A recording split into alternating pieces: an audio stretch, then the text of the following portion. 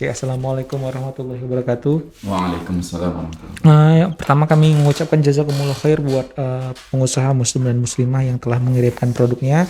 Alhamdulillah hari ini sudah ada dua. Alhamdulillah. Pertama dari Hasnah. Hasnah ini perempuan Ustaz ya? Kemungkinan Kalau besar ya. Maisarah kan laki-laki. Dari Kak Hasnah ya, dari Kak Hasnah, nama jenis usahanya soto Betawi.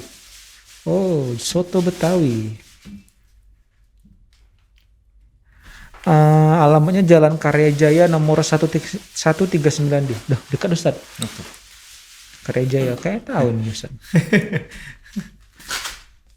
Ini Masya Allah nih makanannya dihidangkan, dihamparkan oleh teman-teman panitia ya, bukan teman panitia atau soto Betawi Johor. Deskripsinya Kak Hasnah dengan soto Betawinya menyediakan soto Betawi khas Jakarta dan ketoprak Jakarta. Oh, ada soto, ada ketoprak. Ada kerak telur nggak Kak? Ya, biasanya kerak telur ada juga nih biasanya. Biar dapat dia khas Betawinya. Letok enggak? Cakep gitu dia kan. Kalau orang Betawi gitu kan Ustaz. Jadi yang dijual ada soto Betawi, isinya ada daging, babat, kikil sapi dan ayam, sop iga sapi, ketoprak Jakarta, DLL. DLL ini berarti banyak lagi ya. Produk andalan soto Betawi campur, dia pakai daging, babat dan kikil sapi. Ini ya produknya soto Betawi. Penasaran ya? Boleh ya lihat bentuknya. Boleh Bang. Kayaknya nggak jauh dari apanya pom bensin itu nih. Kayaknya nggak jauh dari simpang Eka Rasmi Ustaz. Kayaknya pernah nampak itu soto Betawi. Sebagai seorang yang sering berkelana di daerah Johor kayaknya Nggak asing ya. nggak asing. Percuma lah kalau ini. Masya Allah. Apa bedanya Bang Adit? Soto Betawi, soto Medan, soto apa lagi? Soto Betawi Ustadz ada yang dia pakai, ada beberapa jenisnya Ustadz. Ada dia yang pakai susu. Oh, nggak pakai santan. Masya Allah. Kan warnanya kan ini kan. Iya. Oh iya. Dan dia rempahnya itu cukup kaya juga soto Betawi. Ada dia yang lebih bening juga. Tapi biasanya tuh apa ya? Pakemnya itu apa ya? Defaultnya itu kalau defaultnya itu dia pakai rempah dan pakai susu. Jadi dia warnanya dia rasanya lebih lemak biasanya. Tapi susunya nggak gitu ganggu kok, enak kok. Terus bisa dihubungi ya Instagramnya soto Betawi Johor. Ada soto Betawi Johor ya? Coba kita cek. Oh, Instagramnya @betawijohor aja ya, nggak ada soto. Namanya soto Betawi Johor, tapi akunnya Betawi Johor. Ini bukan suku baru nih kan Ustaz, Betawi Johor. Ya bisa dilihat di Instagramnya @betawijohor di 0811 6363 222. 0811 6363 222. Soto Betawi Johor buat mungkin perantau dari Jakarta yang rindu dengan makanan kampungnya, makanan khas daerahnya, bisa ke Jalan Karya Jaya. Berikutnya ada dari Dr. Hera SPA, spesialis anak ya. Masya Allah, alhamdulillah ini kayaknya pernah kerjasama dengan Makan Halal Medan ya.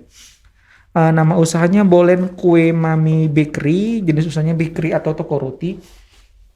Alamat usahanya Jalan Abdullah Lubis nomor 9799. Akun Instagramnya Bolen Kue Mami Bakery. Bakery-nya itu dia ejaan bahasa Inggris pakai bakery. Kuenya itu ejaan ada Q ya. Kol-kolah Q, Bolen Kue Mami bukan K, jadi dia kue. Deskripsi singkat usahanya, Kue Mami Bakery adalah usaha yang bergerak di bidang bakery di mana mulanya menjual premium bolen. Jadi dia produk utamanya itu bolen Ustaz. Bolen itu biasanya dia kayak roti agak kecil isinya pisang. Dia biasanya itu defaultnya itu kombinasi pisang sama coklat. Bolen itu ya. Dan terus ada produk lain katanya. Jadi yang dijualnya ada premium bolen, donat, chiffon pandan, chiffon ketan, marmer butter cake, dan roti manis. Bisa dicek Instagramnya di Bolen Kue Mami Bakery atau di 0812 6087 6806 di 0812 6087 6806. Jadi Dokter Hera ini dia memang dokter ustadz. Dia dokter senang senang baking. Dia buka usaha. Jadi sebelah-sebelahan tuh prakteknya sama toko kuenya gitu. Di Abdul Lubis juga Abdul Lubis ya. Udah dekat simpang Simpang Darussalam sebelah kiri. Sekali lagi kami ucapkan jazakumullah khair buat ini dua hari ini duanya perempuan ya, akhwat yang telah kakak yang telah mengirimkan produknya. Insya Allah nanti kita posting di Instagramnya Makan Halal Medan. Oke, berikutnya kita masuk materi ini soal insight ya. Hari ini mungkin kita lebih membahas insight story ya. Jadi intinya insight itu sangat bisa digunakan untuk mengecek seefektif apa postingan kita. Jadi ketika satu postingan itu efektif, kita bisa repetisi. Kita bisa repetisi mulai dari jenis postingannya, mulai dari waktu postingannya, mulai dari segmentasi postingannya gitu. Jadi memang kalau produk kita itu lebih dekat ke cewek, jadi mungkin kita bisa membuat jenis postingan yang mungkin ya lebih girly lah ya, mungkin lebih ke cewek-cewekan. Dan hari ini saya akan sedikit mengupas insight stories. Biasanya insights itu di depan nanti ada ini ya, di depan kalau itu kan ada insights, diklik. Nah ini kalau yang minggu lalu kan udah dikasih tau nih ya, ini kalau Makan Halal Medan ini Masya Allah kan ada account reach. Jadi dalam sebulan bisa dicek nih. Ini ada 7 hari sampai 30 hari. Ya kan? Kita udah berhasil, postingan kita ini udah menjangkau ke berapa orang ini. Ini kalau Makan Halal Medan dalam 7 hari ini sudah menjangkau Masya Allah 50.000 orang gitu kan. Ini lebih dari setengah followers berarti. Iya, lebih dari dalam seminggu ya kan. Terus kita juga bisa tahu followers kita kan, dan jadi kita juga bisa tahu detail tiap-tiap postingan kita. Kalau sekarang kan jenis postingan Instagram kan ada posting biasa, stories, reels. Sekarang kita stories ya, stories tinggal diklik kan. Jadi kita tahu nih stories mana yang paling tinggi insight-nya. Sama juga tinggal diklik. Nanti nggak ada di atas ini nih, serap. Nah, nanti kan nampak dia nih, ada ini mata dan ini ada data. Dan ini bisa kita klasifikasikan mulai ini biar dapat ini 30 hari ke belakang ya, last 30 days. Oke, update. Misalnya kita mau ngelihat stories, kita klik storiesnya. Nanti muncul kolom reach sama last 14 days, 14 hari. Kita ubah aja, bisa sampai 2 tahun Pak. Ini Masya Allah ya, kita tahu insight stories kita buat aja ya 30 hari coba, nanti dia update. Nah, kalau dia defaultnya setelan awalnya itu biasanya yang paling tinggi nih, kalau Makan Halal Medan yang paling tinggi ini terakhir ini posting soal mie balap Bang Hendra gitu kan. Enggak, mie balap Bang Mael ini yang di Krakatau. Nanti kita klik, kita search, kita swipe ke atas, jadi kita tahu nih detail-detail story kita.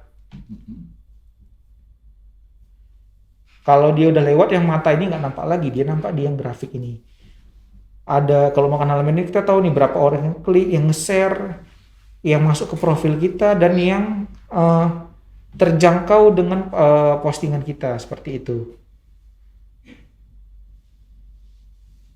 Nah, dengan gini kan kita tahu nih kira-kira followers kita suka jenis postingan yang seperti apa nih. Ternyata nih Makan Halal Medan dia, kalau saya simpulkan, dia suka yang yang lebih live suasana kali ya. Ini kayak ini dia Masya Allah lagi masak ini Ustadz, lagi masak mie balap gitu. Jadi kita bisa menganalisis sendiri. Jadi kita bisa buat perencanaan sendiri mengenai tujuannya kan ketika postingan kita banyak yang lihat kan orang makin sadar akan produk kita.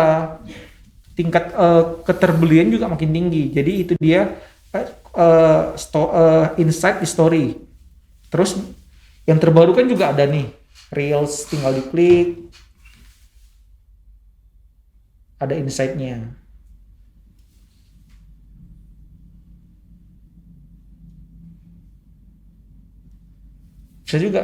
Bisa dilihat ini, Masya Allah sekarang Reels lagi ada yang bilang jadi emasnya Instagram ya. Masya Allah, ini bisa jadi teman-teman bisa apa ya?